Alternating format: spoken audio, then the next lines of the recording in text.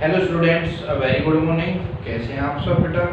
तो देखिए बेटा, आज हम यहाँ पर पढ़ेंगे कैटालाइसिस। कैटालाइसिस सरफेस केमिस्ट्री का सेकंड पार्ट। इससे पहले हमने पढ़ा था adsorption, first part. I hope कि आप सभी को बहुत अच्छे से समझ में आया होगा।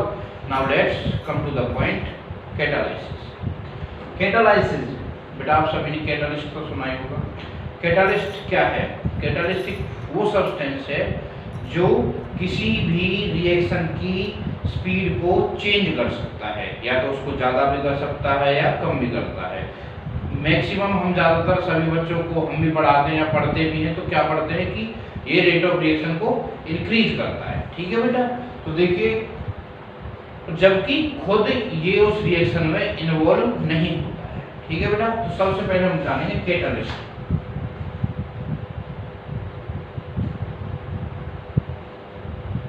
Catalyst is a substance. A catalyst is a substance which can change the speed of the reaction. Which can change the speed of the reaction without itself undergoing any chemical change.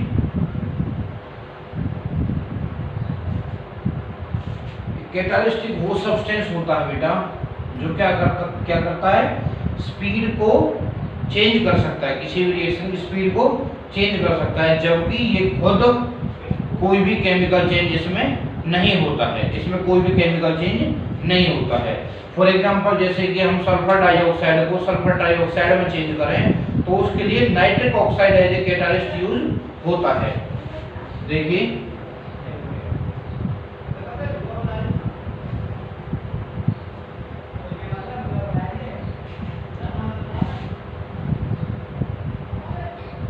ठीक है बेटा? Clear है? और इस process को हम बोलते हैं, this process is known as catalysis. ठीक है जी?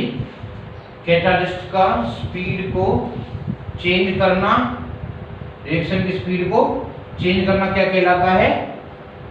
कैटालाइसिस कहलाता है। ठीक है बेटा? कैटालाइसिस में जो कैटालिस्ट होते हैं वो दो तरीके के होते हैं, एक पॉजिटिव कैटालिस्ट, एक नेगेटिव कैटालिस्ट। ठीक है बेटा? पॉजिटिव कैटालिस्ट कौन सा कैटालिस्ट होगा?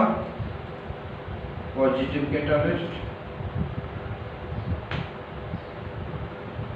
देखिए पहले पॉजिटिव कैटालिस्ट होगा। पॉजिटिव कैटालिस्ट वो कैटालिस्ट होगा बेटा जो स्पीड को इंक्रीज करेगा, रिएक्शन की स्पीड को इंक्रीज करेगा। ठीक है बेटा? तो देखिए, एक catalyst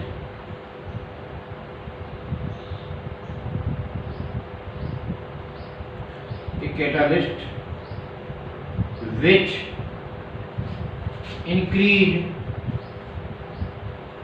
the speed of a reaction is called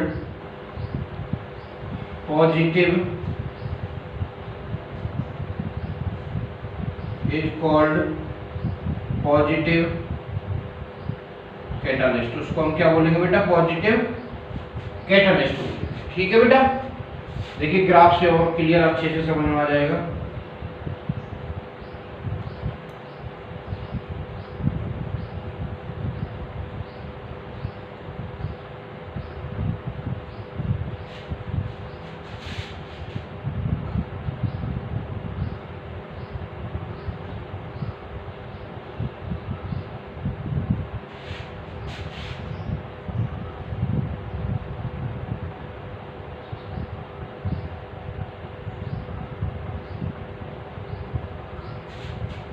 देखिए, ये potential energy versus reactant coordinate के बीच में क्या है?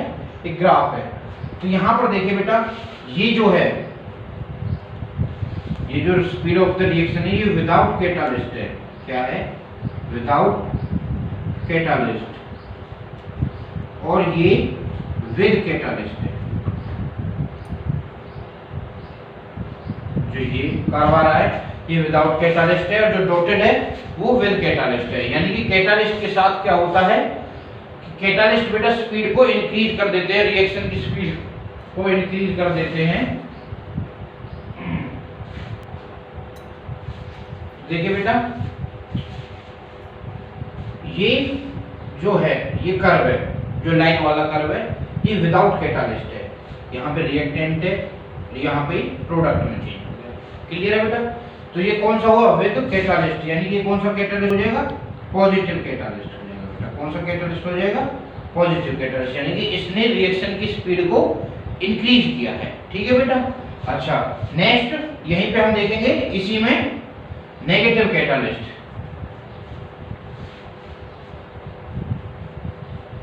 नेगेटिव कैटालिस्ट देखो, नेगेटिव कैटालिस्ट। नेगेटिव कैटालिस्ट बेटा कौन सा कैटालिस्ट होगा? जो रिएक्शन की स्पीड को डिक्रीज करेगा। The catalyst which decrease the speed of a reaction is called negative catalyst। उसको हम क्या बोलेंगे बेटा? नेगेटिव कैटालिस्ट बोलेंगे। क्लियर है जी? अच्छा, ग्राफ से देखिए,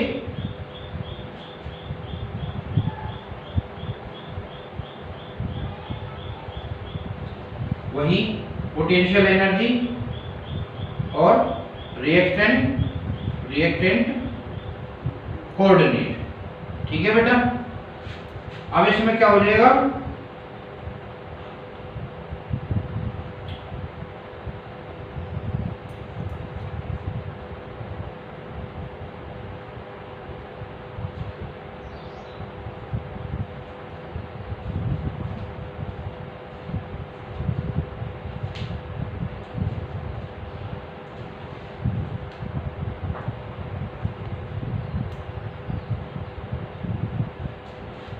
ठीक है बेटा? अब ये जो देखिए यहां पे क्या हो रहा है? विदाउट कैटालिस्ट क्या है? कर्व। अब की बार कहां है? नीचे है। और विद कैटालिस्ट ऊपर है। यानी कि अब की बार इसने क्या कर दिया है? रिएक्शन की स्पीड को कम कर दिया है। क्या कर दिया बेटा? रिएक्शन की स्पीड को कम कर दिया। पोटेंशियल एनर्जी ज्यादा देनी पड़ रही है। ठीक है बेटा? पोटेंशियल एनर्जी ज्यादा हो रही है। ठीक है बेटा? क्लियर है? अच्छा, इसी में आगे टर्म आती है पॉइजन और देखते हैं आगे प्रमोटर। पॉइजन और प्रमोटर। प्रमोटर क्या है? Which increase the activity of the catalyst. जो कैटालिस्ट की एक्टिविटी इंक्रीज करते हैं उनको हम बोलते हैं प्रमोटर, और जो उनकी एक्टिविटी को स्लो करते हैं उनको हम बोलते हैं पॉइजन। ठीक है? तो देखिए पहले देखते हैं promoter.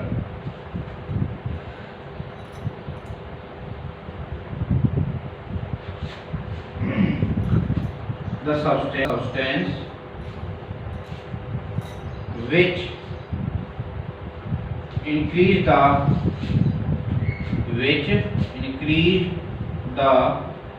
activity of a catalyst is known as promoter। For example, molybdenum is act as a promoter in Haber's process। Promoter बेटा जो कैटालिस्ट की एक्टिविटी को इंक्रीज करता है। ठीक है? वो प्रमोटर होता है। पॉइजन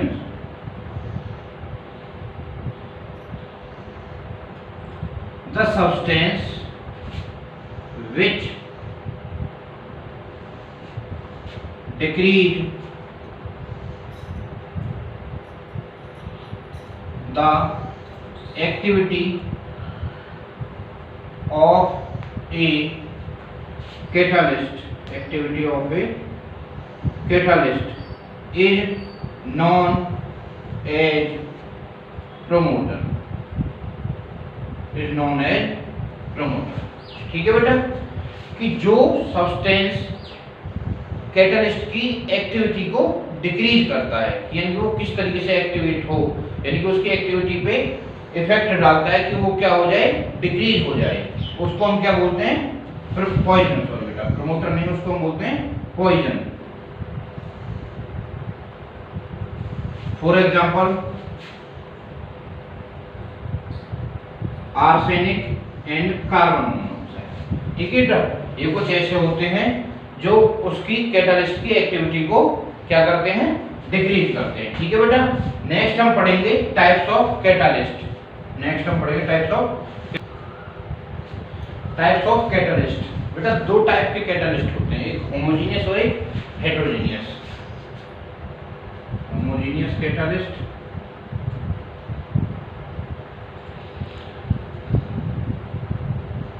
और एक हेटेरोजेनियस। ये बेटा एक हेटेरोजेनियस कैटलिस्ट, क्लियर है, दो टाइप के होते हैं। सबसे पहले हम पढ़ेंगे homogeneous catalyst.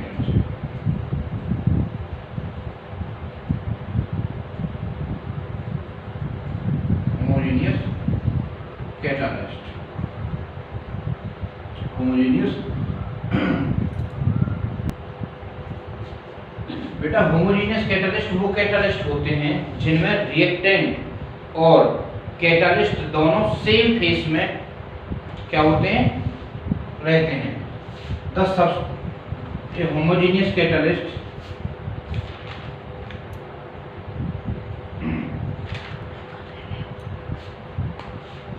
when the catalyst is present in the same phase as reactant, मतलब जिस फेज में रिएक्टेंट है उसी फेज में कैटलिस्ट हो, यानी कि अगर आपका रिएक्टेंट सॉलिड है तो सॉलिड में ही सॉलिड ही क्या हो, कैटलिस्ट हो, अगर गैस है तो गैस ही क्या हो, कैटलिस्ट हो, ठीक है बेटा। तो उसको हम बोलते हैं होमोजेनियस कैटलिस्ट, ठीक है बेटा।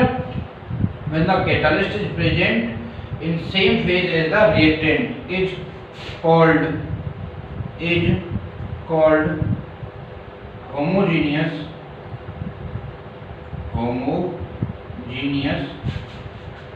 कैटलिस्ट। उसको हम क्या बोलते हैं बेटा, होमोजेनियस कैटलिस्ट बोलते हैं, ठीक है। For example 2SO2 plus O2 giving NO और 2SO3, ठीक है बेटा। देखिए यहाँ पर रिएक्टेंट भी गैस है और जो आपका कैटलिस्ट है वो भी क्या है, गैस, ठीक है बेटा, क्लियर है। दूसरा एग्जांपल और आप ले सकते हो 2CO2 प्लस में O2 गिविंग NO 2CO3। यहाँ पर भी आप देख लीजिए दोनों रिएक्टेंट क्या है बेटा, गैस फॉर्म में है और आपका कैटलिस्ट भी क्या है, गैस फॉर्म में ही है, क्लियर है बेटा। ये हो गया होमोजेनियस कैटलिस्ट, क्लियर बेटा। नेक्स्ट हम पढ़ेंगे इसी में mechanism of homogeneous catalyst, mechanism of homogeneous catalyst.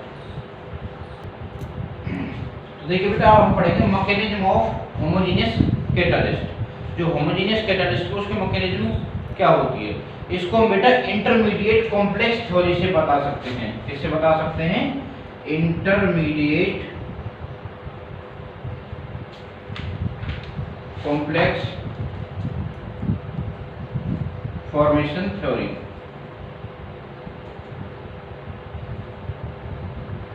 यही है बेटा, इसमें पहले इंटरमीडिएट बनता है।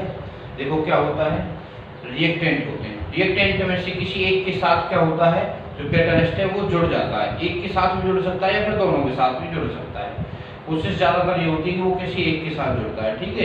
एक के साथ जुड़ करके क्या होता है, इंटरमीडिएट कॉम्प्लेक्स बना लेता है, और इंटरमीडिएट कॉम्प्लेक्स कुछ समय के लिए होता है और उसके तुरंत बाद वो क्या हो जाता है, प्रोडक्ट में चेंज हो जाता है। क्लियर है बेटा, ठीक है। और जो हमारा कैटलिस्ट था वो एज इट इज पहले की तरह हमारे पास वापस आ जाता है, ठीक है बेटा। फॉर एग्जांपल सबसे पहले मैं आपको जैसे बताना चाहूँ, देखिए अब आपके पास यही रिएक्शन है 2SO प्लस में O2 गिविंग में 2SO3। क्लियर है बेटा, ये मत कहना कि सर बार बार एक ही रिएक्शन यूज कर रहे हैं। बेटा मैं इसलिए कर रहा हूँ ताकि सबसे सिंपल रिएक्शन और आपके अच्छे से समझ में आएगी, ठीक है बेटा। तो देखिए इसमें क्या होता है, NO nitric oxide as a catalyst use होता है। तो देखिए इसके मैकेनिज्म कैसे होती है, O2 के साथ NO होता है और ये बना लेता है 2NO2। ये क्या है, इंटरमीडिएट कॉम्प्लेक्स या कंपाउंड, कुछ भी होगा, इंटरमीडिएट कंपाउंड। क्लियर है बेटा। उसके बाद क्या होता है, ये आ गया, ये आ गया हमारा इंटरमीडिएट कॉम्प्लेक्स। तो 2NO2 प्लस में SO क्या हो जाएगा, SO2।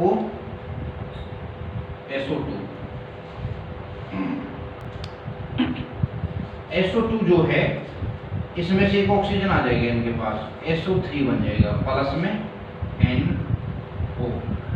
हमारे पास जो हमारा कैटलिस्ट था वो एज इट इज आ गया या नहीं आ गया, और दूसरा SO3 में चेंज भी हो गया। हमें सल्फर डाइऑक्साइड को सल्फर ट्राइऑक्साइड में चेंज करना था। यही हमारी मैकेनिज्म है होमोजेनियस कैटलिस्ट की। क्या है कि भाई जैसे एक रिएक्टेंट के साथ हमारा क्या हो गया, कैटलिस्ट जुड़ गया, उसके साथ जुड़ करके उसने क्या बना लिया, इंटरमीडिएट कॉम्प्लेक्स बनाया, और वो इंटरमीडिएट कॉम्प्लेक्स होता है वो जल्दी से जल्दी क्या हो जाता है, प्रोडक्ट में चेंज हो जाता है। वो बहुत ज़्यादा अनस्टेबल होता है, ठीक है बेटा, और प्रोडक्ट में चेंज हो जाता है। तो इससे हमने, इस मैकेनिज्म से हमने ये दिखाया कि किस तरीके से हमारा कैटलिस्ट वर्क करता है, और वर्क करने के बाद वापस दोबारा से अपनी उसी फॉर्म में आ जाता है, ठीक है बेटा। नेक्स्ट हम पढ़ेंगे हेटेरोजेनियस कैटलिस्ट।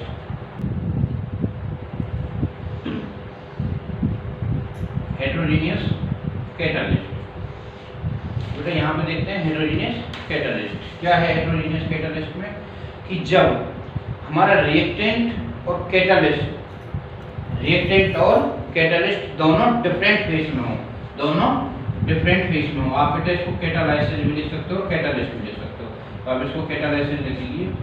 तो जब देखिए when the reactant and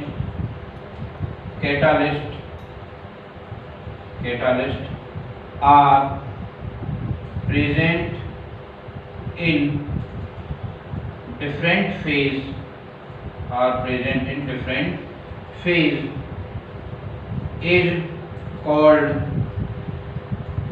heterogeneous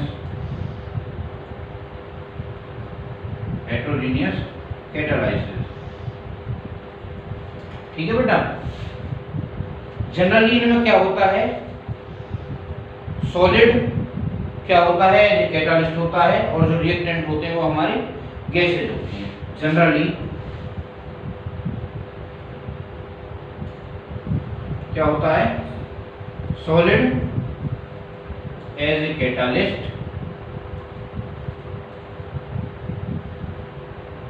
और gas as a reactant. Generally बेटा यही होता है। जैसे फॉर एग्जांपल देखिए N2 प्लस 3H2 Fe क्या है, आयरन, सॉलिड फॉर्म में आयरन है, वो एज ए क्या होता है, यहाँ पे कैटालिस्ट होता है, और ये क्या बन जाता है, 2NH3 बनता है। ठीक है बेटा, ये क्या बन जाता है, यहाँ पर 2NH3 बन जाता है। तो देखिए बेटा ये क्या है, ये दोनों गैस हैं, ये क्या है, सॉलिड है, ठीक है बेटा, और ये खुद फटवा क्या है, गैस ही बन गई। क्लियर है बेटा। तो जहां पर रिएक्टेंट एज ए गैस हो और कैटलिस्ट एज ए सॉलिड हो तो वो क्या होंगे, हेटेरोजेनियस कैटालाइसिस हम उसको बोलेंगे। क्लियर है बेटा। अब नेक्स्ट हम इसी में देखेंगे mechanism of heterogeneous catalysis. Mechanism of, देखिए बेटा यहाँ पे हम पढ़ेंगे मैकेनिज्म ऑफ हेटेरोजेनस कैटालाइसिस। तो देखिए मान के चलिए इसको हम जो पढ़ेंगे वो हम इसको बेस पर पढ़ेंगे मॉडर्न एडजॉर्प्शन थ्योरी के आधार पर। इसको हम पढ़ेंगे मॉडर्न एडजॉर्प्शन थ्योरी। वो इंटरमीडिएट कॉम्प्लेक्स थ्योरी पर पढ़ी थी, इसको हम पढ़ेंगे मॉडर्न एडजॉर्प्शन थ्योरी के आधार पर। ठीक है बेटा, मान के चलिए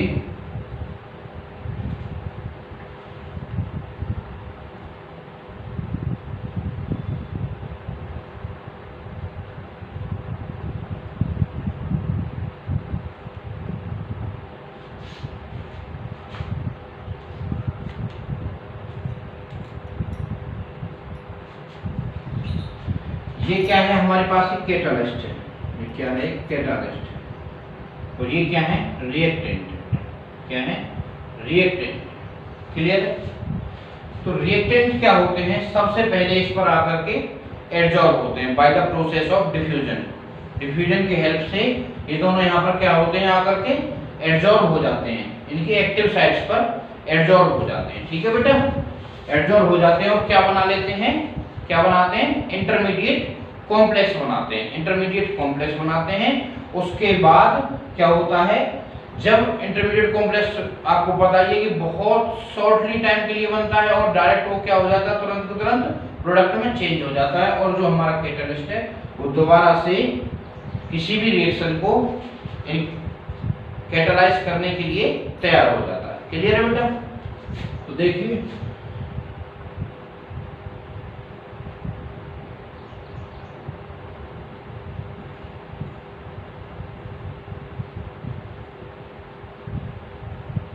यहां आकर के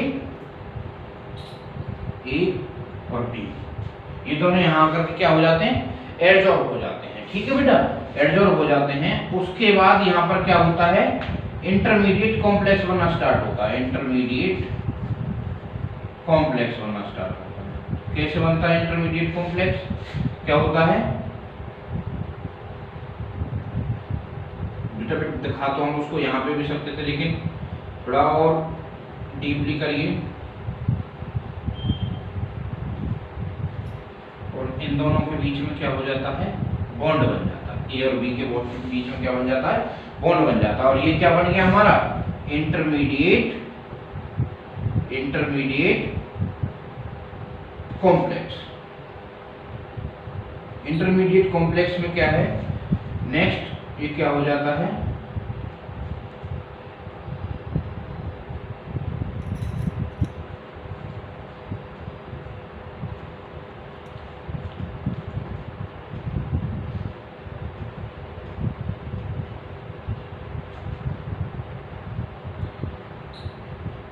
क्लियर है बेटा। ये हमारा कैटालिस्ट आ गया और ये हमारा product,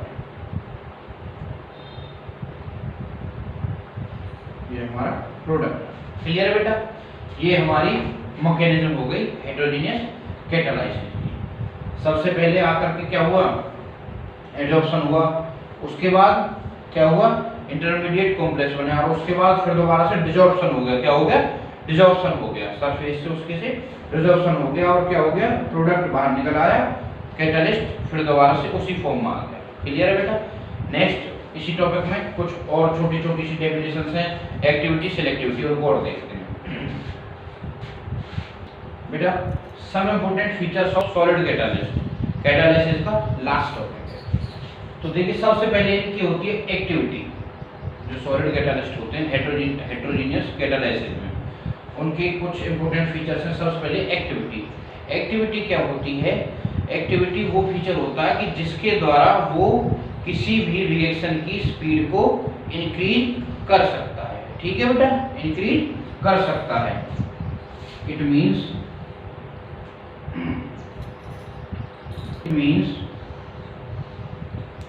the capacity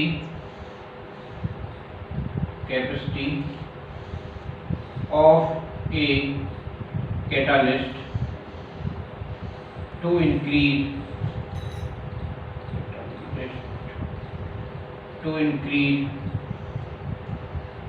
the speed of a reaction। ये बेटा 10 to the power 10 टाइम ये catalyst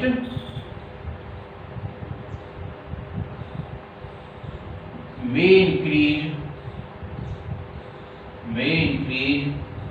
the speed of reaction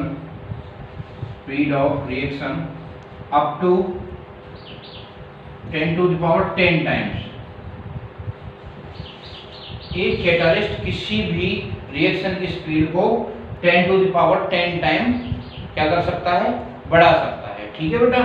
next है पॉइंट सिलेक्टिविटी मतलब कैटालिस्ट के द्वारा रिएक्टेंट को गाइड करना कि वो कौन सा प्रोडक्ट दे, प्रोडक्ट को मतलब रिएक्टेंट को गाइड करना कि वो कौन सा product they. The ability of catalyst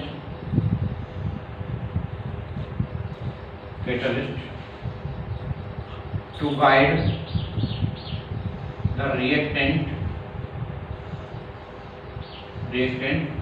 to give a product कि वो कौन सा प्रोडक्ट दे। ठीक है बेटा, क्लियर है। फॉर एग्जांपल CO प्लस में H2, जब इसके साथ हम कॉपर एज ए कैटालिस्ट लेंगे तो ये क्या देगा, HCHO। ठीक है बेटा। वहीं